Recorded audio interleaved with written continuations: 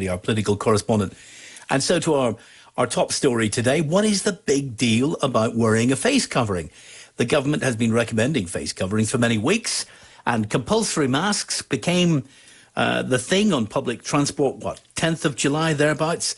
Enclosed public spaces may follow, we don't know yet. Face coverings have been part of the culture of many Asian countries for many years across the United States, where they are really struggling to get the virus under control. There are a variety of rules, including mandatory masks. Some big shopping chains have leapt ahead of the government there to require masks in their shops.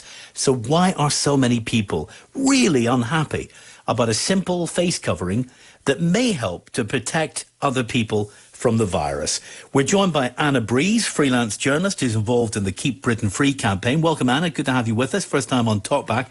And the Alliance MLA, Kelly Armstrong, back with us today. Welcome to you, Kelly. Good afternoon to both of you. Afternoon. Afternoon. You know, I have to turn to Paula Bradshaw before I do this, Kelly. Did she get the personal holiday, the family holiday? Was the plug pulled by the Alliance Party? Is that what happened?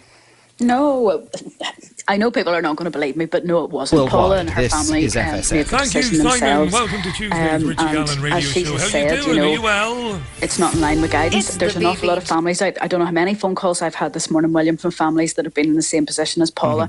Booked a holiday ages ago, find it's coming very close to the date. The guidance is changing now on a regular basis. The holiday's still there. The holiday companies aren't cancelling and giving your money back. So... yeah, it's right. She's not going now, and it's important to everybody, and especially those in positions of responsibility, to adhere to the guidance. Of course, that's right, and she's done the right thing, and good luck to her. I would love to be getting away myself.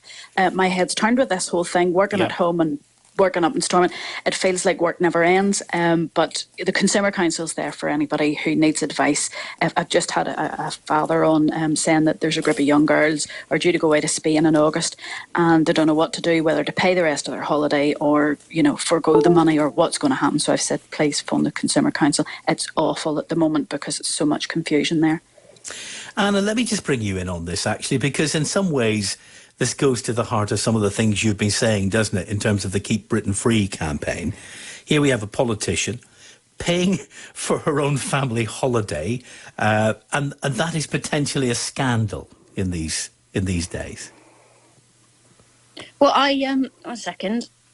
I haven't been following this particular story, but I'm very, very aware of people that are upset about issues such as face masks, and the confusion. I think everyone is in just such incredible confusion, and they're having these debates on social media, trying to work out what's best for themselves and best for everyone as well. This isn't a selfish thing. But that particular story, I apologise, I haven't been following it. I'm based in near Cardiff. I'm a former BBC journalist myself, and I now do corporate communications training, but I gave all of it up to help the Keep Britain Free campaign and the Us For Them campaign. There's an Us For Them campaign in Northern Ireland, and they're grassroots uprising on social media of people that have been very badly affected or feel very passionate about an erosion of freedom, an erosion of choice, about vulnerable people, the elderly, the people with mental health issues, children. And I'm doing everything I can. I don't get paid, to get the stories out into the public domain around things like wearing masks, vaccination, opening of schools. And I'm so incredibly grateful to the BBC for allowing this debate to take place, because that is what people want. That is what people are so desperate for. So apologies, I don't know a huge amount about that story, but I'm very happy to talk about face masks. All right, let's turn to that, because I've been looking at across the piece, Anna, at the variety of different objections I'm seeing to wearing face coverings, and some of them are simply at the personal comfort level. I feel awkward, I feel embarrassed, I don't want to have to do this. Others are more libertarian, like this is an attack on my personal freedom, the government shouldn't be saying this to me. Others are religious. I've seen people using Bible texts actually about not wearing face masks and coverings and saying if God made us this way, without a face covering you don't need to augment your face, as if that was a divine exclusion. And then you've seen some conspiracy theories for people who say there's something more sinister going on around all of these instructions that we're getting. Where are you coming from across the vast array of issues on this? Well, I agree with you. And, my mum mentioned something about an evangelist saying, I was made to be able to breathe naturally and for the air to go through my lungs. My concern is that the media reflect all these opinions, which is fantastic. The BBC are taking this, having this debate. The issue with face masks is, from my perspective, you have people say they're over 65, so they're in the greater risk category, and they need to get essential shopping. Maybe they haven't been out for 4 months during lockdown, and they're nervous about going back into the shops, but they obviously need to get essential items.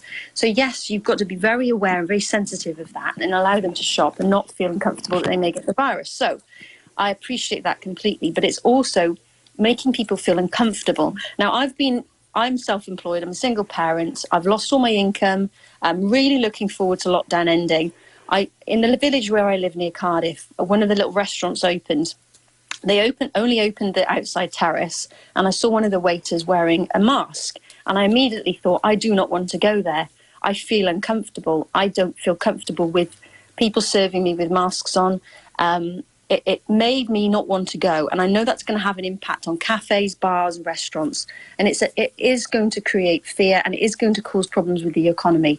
And it's about balancing that risk and making sense for the public to understand the science behind masks. Why do you have to wear them in a shop, but you don't have to wear them in a restaurant or a pub? And it's that confusion, I think. Mm-hmm. And what Keep Britain Free is, because I am speaking for Keep Britain Free, is all about is making sure people have a choice. What we want is a choice. And when vaccinations come, we want a choice. And I think a lot of people are concerned that that freedom and that choice that we fought so hard for, that's so precious to us here in this country, is protected. And would you refuse to take a vaccine if it became available? If a vaccine became available, I would not take a vaccine. I've decided that I believe that herd immunity is something that's that needs to be. We need to see more about what's happening with herd immunity. A paper just released by Oxford University, which people can see and been covered by the Independent and the Telegraph, shows that there's 4 scientists to put forward together that say we may have already achieved herd immunity. So why would I have a vaccine when it hasn't? You need 3 or 4 years to make sure vaccine's safe. So I wouldn't take a vaccine now. But I completely defend the right, completely respect anyone wishing to take a vaccine. That's completely up to them. Kelly, do you think it should become compulsory to wear face coverings in enclosed public spaces? William, I hate face masks with a passion. It gives me a sweaty face, fogged up glasses. It feels like I'm choking. But I have to say, your other caller, catch yourself on. The reason why we have these face masks is because they are to protect us from others and to protect others from us.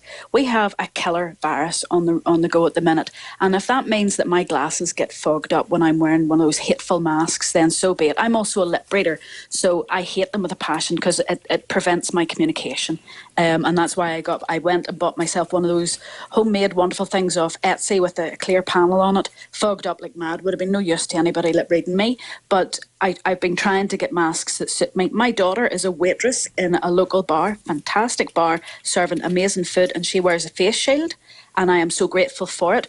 To be honest, when you're in a restaurant and pub, you need to eat and drink, so you can't wear a face mask and you're putting stuff in your mouth. But for those waiters and waitresses, I thank goodness every day that my daughter has a face shield. Her employer asks her to wash her hands and use hand sanitizer, because whenever she comes out, she's part of the bubble with my dad, who is a shielder, and my brother, who's disabled, and it means then I can go and buy groceries like I did yesterday, wearing my mask, and I stood out like a sore thumb in Bloomfield Shopping Centre, and I went and bought his groceries and brought them to him, made sure I washed my hands, give him his groceries, and I'm able to do that because I'm being safe. I do not want to have what happened. I had a family member who died during this pandemic, and it was horrendous that we couldn't get to his funeral, and I wouldn't wish it on anybody. And while I hate those masks with a passion myself, my face yesterday looked like half my face was red, with the breathing and the sweat, and it was wild. But it's safe. It's safer. And to be honest, if we can do one tiny wee thing to make it safer, then so be it. I say to all those people out there who are making scrubs to hospital workers and stuff, turn your attention to masks. It doesn't have to be medical grade masks. It just has to be a face covering so that you're not coughing on anybody else and you're not walking past somebody and getting the aerosol spray. If they sneeze or cough and you're taking that in. We've already had a spike, as we know, in Limavady. There was a spike because there was some sort of party happened and people